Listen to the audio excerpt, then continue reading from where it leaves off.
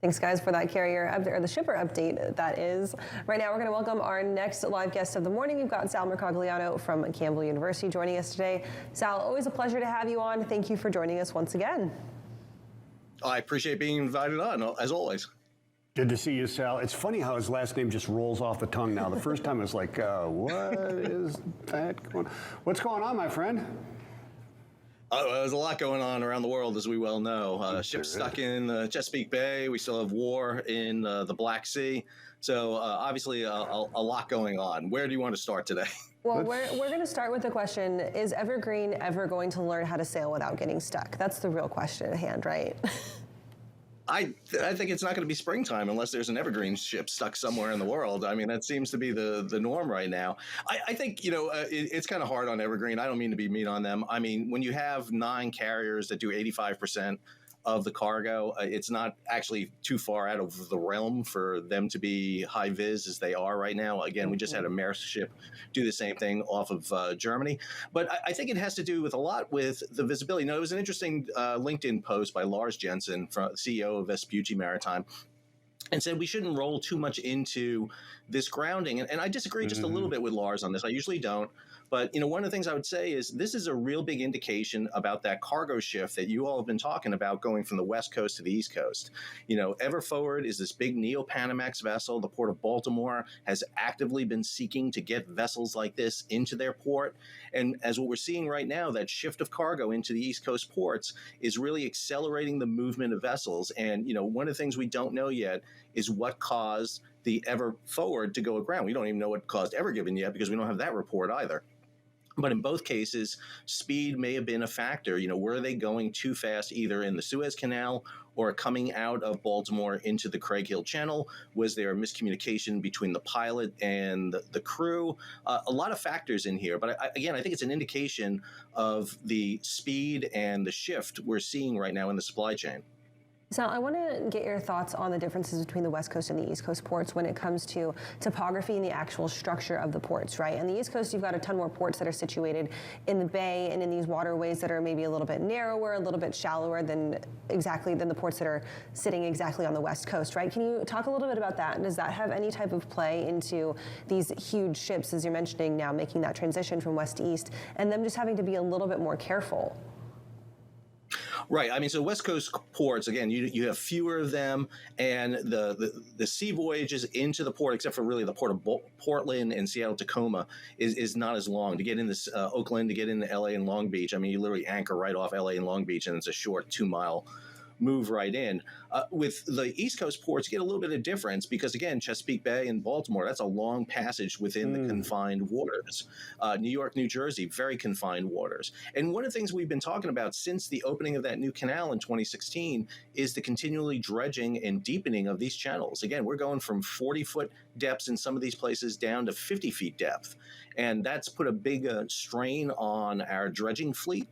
There hasn't been adequate funding, I would argue, for dredging in the United States. Something, again, we talk a lot about port infrastructure. We talk a lot about what we need to develop, but maintaining these ports and, more importantly, the salvage vessels necessary to get these ships off are really important. And what we see on the East Coast versus the West Coast, on the West Coast, LA and Long Beach is the magnet. I mean, that's 40% of all trade comes in there. East Coast, we see much more diversified. So a ship like Ever Forward, for example, went into Savannah, went into Baltimore, was going to Norfolk, going to New York. She's offloading maybe about 20-30% of her cargo in each of those ports. That's easier for the infrastructure ashore to handle than 80 to 100% of a vessel like Ever Forward going into LA and Long Beach. That's a solid point. That is really a solid point. And I don't think many people think about that they're calling on all those ports up and down the coast instead of one in Southern Cal.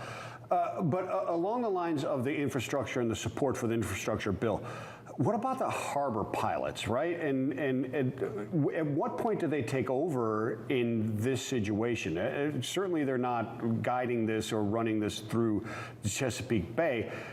Perhaps maybe they should if you're looking at this, but where is the support for that type of stuff and the growing demand for that as more and more of these larger carriers start to come into these ports on the East Coast that aren't used to it?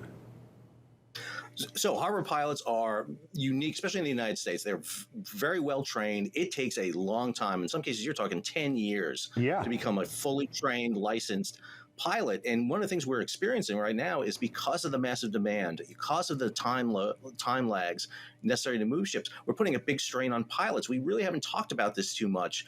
LA and Long Beach, for example, has been having a huge problem in the amount of ships they're moving all the time. It's a huge strain on the pilots available. You just can't all of a sudden train up a new pilot and have him ready, and he or she in 6 months. It takes a long time. And the Chesapeake Bay pilots are really unique because, again, they board the vessel outside the Virginia Capes off of Virginia Beach, and they ride it all the way up to Baltimore, for example. And then they ride it all the way back down. So, I mean, you have a pilotage on board all the time. And you have to go back to an incident that happened years ago with a ship called the Costco Busan that was leaving the port of San Francisco, and it literally hit the Oakland San Francisco bridge. And there was a debate about who was responsible for this, and the pilot was found to be responsible. And up to that point, it had always been the ship's master had been ultimately responsible for a vessel. The pilot doesn't take command. He advises the master. He or she is always there as support. But now we have a case where the pilot can be responsible. And I think that's one of the reasons why we haven't heard too much out of the Coast Guard and NTSB for what has happened on the bridge of Ever Forward. I think if it's a mechanical issue, then there's nothing you can do about that. That's the ship mechanical.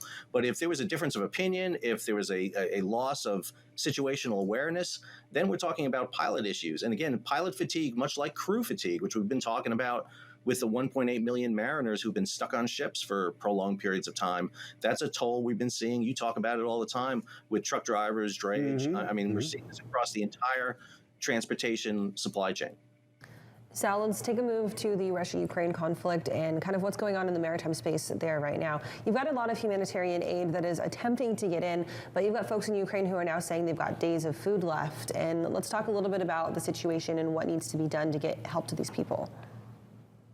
Sure. So, I mean, you have a situation where both Russia and Ukraine have blockaded the waters. Ukraine has mined the waters, making it inaccessible into many of these ports. And the Russians have not just executed a blockade of Ukraine, but they're actively using their naval forces to attack shore positions. We just had a report that Russian naval vessels in the Sea of Azov have been bombarding the city of Mariupol, that horrific event where those citizens have been basically besieged. There was a report this morning on a attack by the Ukrainians on a port on the Sea of Azov, where they used potentially ballistic missiles to hit Russian vessels that were pierside of the grain terminal and have sunk one of those vessels. And so one of the things we're seeing right now is the ports are being interdicted, being targeted specifically. We know, for example, in this same port, the Russians pulled and towed out 5 foreign flag vessels. We don't know what they did with them. They took them off. The crews had evacuated those ships. They'd gotten off, but now the Russians have taken those vessels. And I think the oceanic element here, the Black Sea side, is really getting out of hand because you cannot get into these ports. Any sort of relief coming from the sea is not going to be able to get through either Ukrainian mines, Russian naval blockade. And so you're forced to have to either send ships into Romania, Bulgaria, but then you also have reports of mines being laid and adrift. The minute you lay a mine in ocean, it's going to break loose. And so you're talking about free-floating mines potentially coming across the Black Sea. And what we're seeing is this potential for the Black Sea to develop into a full-fledged war zone. We're already seeing high insurance rates in that area. And the most critical thing is the Ukrainian wheat, which is supposed to be harvested in the next month or two, is not going to be harvested. And the corn that's supposed to go in the ground is not going to go in the ground. And we're looking at potential food shortage situations that are going to impact regions like Africa, the Middle East, and South Asia, where that food traditionally goes. Yeah, so these pressures on that, which is I mean, it's bad enough that it's there, and it's horrific what's there. I don't want to downplay that at all. But the potential for this to spread, like you said, to the African continent and beyond is getting very, very real now, right? No, it is. And because, understand it's not just food we're talking about. We're talking about fertilizer. We're Yeah. talking about issues. I mean, just think about the fact that, okay, well, U.S. grain may be able to fix that. Maybe we can jump U.S. grain into this problem. Well, you just had Canadian Pacific threatening a strike, which was endangering food coming out of Vancouver.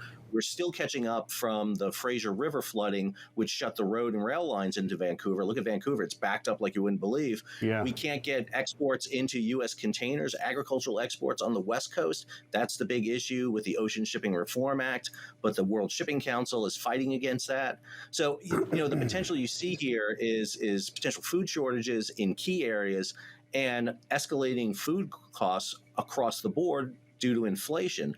And this really poses a major problem. We know that, for example, major container liners have self-sanctioned Russia, but we just today found out again that Costco has announced the Chinese overseas shipping company is going to fill some of those gaps.